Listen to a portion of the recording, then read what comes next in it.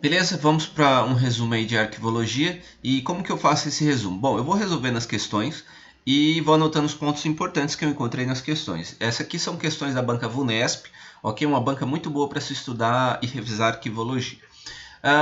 Bom, fiz uma questão que abordava arquivo corrente, intermediário e permanente. Então, quais são as palavras-chave para se memorizar arquivo corrente, intermediário e permanente? Bom, arquivo corrente é aquele que tem um valor primário, valor administrativo.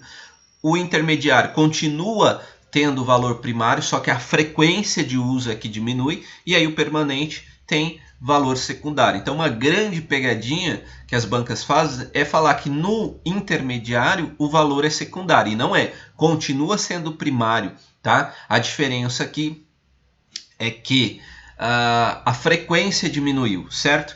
No arquivo corrente também tem uma pegadinha. Eles querem falar que só é corrente aquilo que está tramitando. Não, tá? Tem valor primário, independente se estiver tramitando ou não, né? E o que determina é a frequência de uso, tá? Então ele pode estar tramitando ou não, certo? Bom, quando vai do arquivo corrente para o intermediário é transferência. Quando vai do intermediário para o permanente, recolhimento. Então isso tem que ser memorizado também. Então um arquivo saiu do corrente, vai para o intermediário, transferência, tá? Do intermediário ele vai para o permanente, ocorre um recolhimento, certo? Então essas são as palavras-chave que tem que memorizar e eu ainda ressalto no corrente, que é o corrente vai ter valor primário, o que determina a frequência do uso, né? Ele vai ser um uso frequente, seja ele tramitado ou não, esteja ele tramitando ou não, tá? Ele pode não estar tramitando e isso não descaracteriza, isso não tira ele do corrente. Não é isso que faz com que seja transferido para o intermediário, tá? Beleza. Outro ponto, cobrou-se que é o conceito de tabela de temporalidade. Então, tabela de temporalidade é um instrumento de destinação aprovado por autoridade competente que determina os prazos e condições de guarda, tendo em vista as transferências, recolhimento, descarte ou eliminação de documentos. Então, vou ler de novo. Instrumento de destinação. Então, veja, primeira coisa que você tem que memorizar da tabela de temporalidade, que eu vi lá, que dá para eliminar muita alternativa, é um instrumento. Tá? Então, tabela de temporalidade é um instrumento. Outra palavra-chave que vai estar grudada ali com a tabela de temporalidade. Aprovado por autoridade competente, certo? Ela vai determinar os prazos e as condições de guarda. Então, olha só, três informações importantíssimas que nós podemos tirar da tabela de temporalidade. Primeiro, tabela de temporalidade é um instrumento. Segundo, é aprovado por autoridade competente. Terceiro, vai determinar prazos e condições de guardas, certo? Tendo em vista transferência, recolhimento. Lembrando que transferência, olha lá o que é transferência. Do corrente para o intermediário. O que é recolhimento? Do intermediário para o permanente, certo? Descarte ou eliminação de documentos. Muito bem. Aqui outro conceito, né? Aqui para a gente diferenciar tabela de temporalidade de plano de classificação. Teve uma questão que abordou isso, né? Então, tabela de temporalidade a gente já sabe que é um instrumento resultante da avaliação documental, aprovado por uma autoridade competente. Olha as palavras-chave aparecendo. Ó, aprovado por autoridade competente, define prazo de guarda e destinação. Essas palavras-chave a gente já sabia. A única coisa que acrescentou aqui do outro foi a avaliação, né? Tá vendo que tem uma avaliação documental, mas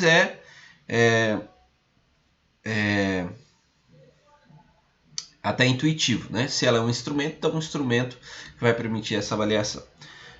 Beleza, então, tabela de temporalidade, quais palavras? É um instrumento, vai determinar prazos e guardas de documentos e é aprovado por uma autoridade competente. O plano de classificação de documentos, ele também é um instrumento, tá? Para classificar todo e qualquer documento de arquivo, identificando o código de classificação e relacionando todos os documentos de arquivos produzidos e recebidos por uma instituição. Então, o que eu faria nesse caso? Aliás, o que eu faço, né? Eu memorizo, ó, quais são as palavras-chave da tabela de temporalidade? Tabela de temporalidade, eu vou ter que prazo e guardas de documentos, é aprovado por uma autoridade competente e é um instrumento, permite avaliação documental, certo? E o plano de classificação de documentos também é um instrumento, só que aqui eu vou classificar todo e qualquer documento e é um código de classificação. Então, o que é o plano de classificação? Um código.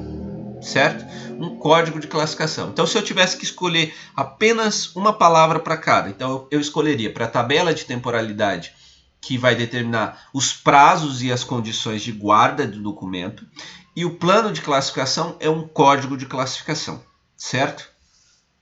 Tem que dar para associar, né? Plano de classificação, código de classificação, tabela de temporalidade, prazo e guarda. Tá. Aqui, ó. Faltou um I. Entre as competências da comissão permanente de avaliação de documentos, aqui já é dentro do setor público, né? Entre as competências cobrou essa competência aqui. Entre as competências da Comissão Permanente de Avaliação de Documentos, no âmbito dos órgãos e das entidades da administração pública federal e conforme legislação em vigor, figuram a elaboração dos códigos de classificação e da tabela de temporalidade e a destinação final dos documentos. Então, no órgão público, quem que vai cuidar dos códigos, ou seja, do plano de classificação, né, porque nós estamos falando de código, e quem vai elaborar a tabela. Então, tanto o plano de classificação quanto a tabela de temporalidade no órgão público vai ficar por conta da Comissão Permanente de Avaliação de Documentos. Foi isso que eu quis ressaltar aqui, tá? Teve uma questão cobrando protocolo, sempre aparece, né, quando nós estamos falando de arquivologia, vai aparecer algumas questões de protocolo. E a questão cobrou quais são as ações do protocolo. E aí está: recebimento, registro, autuação, classificação, expedição e controle, certo? Então essas são as atividades do protocolo. Tem o mnemônico, cadê o mnemônico? Aqui, ó. O CRAC, tá? CRAC é o mnemônico para protocolo, olha só, protocolo. Classificação, registro, autuação, controle, recebimento e expedição, certo? O protocolo é exclusivo da fase corrente, certo? Então você vai ter a presença do protocolo no uso corrente lá, na fase corrente, na idade corrente, certo? Bom, as atividades desenvolvidas pelo serviço de protocolos podem ser centralizadas e descentralizadas, tá? Então o protocolo ele pode ser centralizado e como pode ser descentralizado. Por exemplo, numa prefeitura, eu já trabalhei numa prefeitura que o órgão de protocolo era centralizado. Na maioria né? Mas se você pega uma prefeitura de uma capital, isso eu estou falando de uma prefeitura de interior, né? O protocolo era centralizado. Quando a gente recebia o processo, ele já vinha numerado. Então, assim, tinha um protocolo central. As pessoas... Eu vou dar um exemplo. Eu trabalhava na vigilância sanitária, então a pessoa queria um alvará da vigilância sanitária. Ela não ia na vigilância sanitária, ela ia lá... Ela até ia na vigilância sanitária perguntar algumas informações, mas, por exemplo, para um estabelecimento ter... Só para vocês entenderem, tá? Para um estabelecimento ter a licença, a gente tinha que fazer a fiscalização, a primeira vistoria. A gente só fazia essa primeira vistoria quando chegava o processo lá do protocolo. Então a pessoa vinha na vigilância, ela até vinha na vigilância, tirava as informações e montava toda a documentação e entregava lá no protocolo. Aí do protocolo, né, tinha um servidor que levava para nós. E aí dali, então, a gente considerava recebido o processo, tinha um número certinho, ok? Então isso seria um protocolo centralizado. Um protocolo descentralizado, você imagina uma capital, né? Provavelmente a Secretaria de Saúde ou até mesmo a própria vigilância tem um setor de protocolo próprio, né? Porque, por exemplo, eu trabalhei na Secretaria de Saúde do Estado, aqui do meu estado. Então, assim, lá na secretaria, porque não tinha um protocolo exclusivo só para o Estado. Imagina, um protocolo para o Estado inteiro. Aí tem Secretaria de Educação, Secretaria de Segurança Pública, Secretaria de Saúde, Meio Ambiente e por aí vai. Então, lá na Secretaria de Saúde, onde eu trabalhava, tinha um setor de protocolo. Aí seria um setor descentralizado, certo? Se a gente olhar para a estrutura Estado, certo? Caiu, cobrou, tá? Cobrou isso aí. Cobrou também uma questão literal do artigo 3º da Lei 8.159, essa tem que estar gravada no coração, que é o que é a gestão de documentos. O que é a gestão de documentos? Bom, gestão de documentos é um conjunto de procedimentos e operações técnicas referentes à sua produção, tramitação, uso, avaliação e arquivamento. Então veja, ó, as palavras que tem. Então o que é gestão de arquivo? É um conjunto de procedimentos, tudo bem. Gestão de arquivo, conjunto de procedimentos. São operações técnicas, óbvio que são operações técnicas, né? até porque é uma disciplina separada, né? Existe o profissional de arquivologia, então é uma operação técnica. Aí vamos lá, referente à produção, tramitação, certo? Então, produzir o documento faz parte da gestão de documento? Sim, a produção faz parte. A tramitação faz parte? Faz parte. O uso desse documento faz parte da gestão? Faz. A avaliação desse documento? Óbvio que faz, né? A avaliação é que faz. O arquivamento? Faz. Em fase corrente e intermediária. Olha só, corrente e intermediária. Visando a sua eliminação ou recolhimento para guarda permanente. Então aqui tem uma informação importante, vou voltar lá no slide 1. Quando do intermediário para o permanente, o que pode acontecer? Pode acontecer o recolhimento.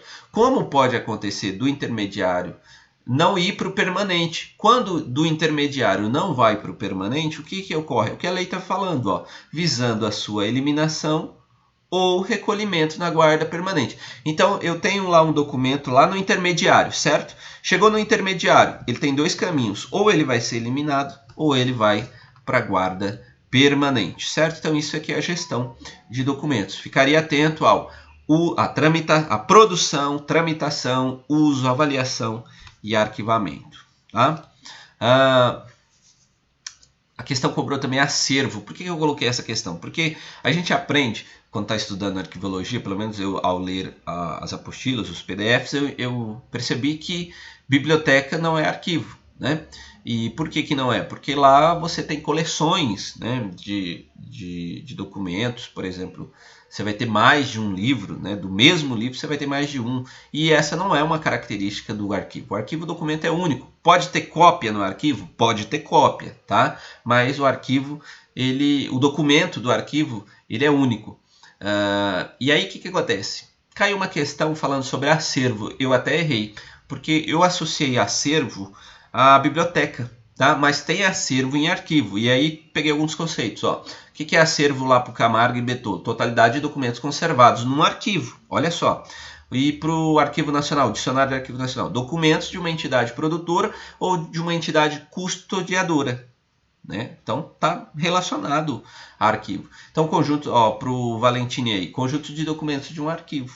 Então, o conjunto de documentos de um arquivo chama-se acervo. Tá? Olha lá, ou seja, acervo é um conjunto de todos os documentos genéricos de um arquivo. Beleza. Também coloquei a diferença de acervo para dossiê, porque eu, na alternativa, eu marquei dossiê, tá? Porque eu falei, não, cara, acervo... Eu fiquei entre acervo e dossiê, mas aí eu falei, cara, acervo é de biblioteca. E aí marquei dossiê. Mas olha só, acervo, documentos de uma entidade produtora e de uma entidade custodiadora. Beleza, isso a gente já sabe, né? Que são os documentos ali, o conjunto de documentos de uma entidade. A gente pode chamar genericamente de acervo. Dossiê aí já é um documento relacionado entre si por assunto. Por exemplo, pode ser o dossiê de uma pessoa, né? Então, eles são relacionados por um assunto, mas são unidades do arquivo, né? Então, dentro de um arquivo, você pode ter um dossiê? Pode ter um dossiê, não tem problema. Mas o dossiê não é o conjunto genérico de todos os documentos. O conjunto genérico de todos os documentos chama-se acervo. Beleza? Bom, 10 tópicozinhos. Espero que você tenha gostado. Se inscreva no canal e até o próximo resumo. Tá? Resumo por questões. Lembrando que é resumo por questões, para revisar rápido.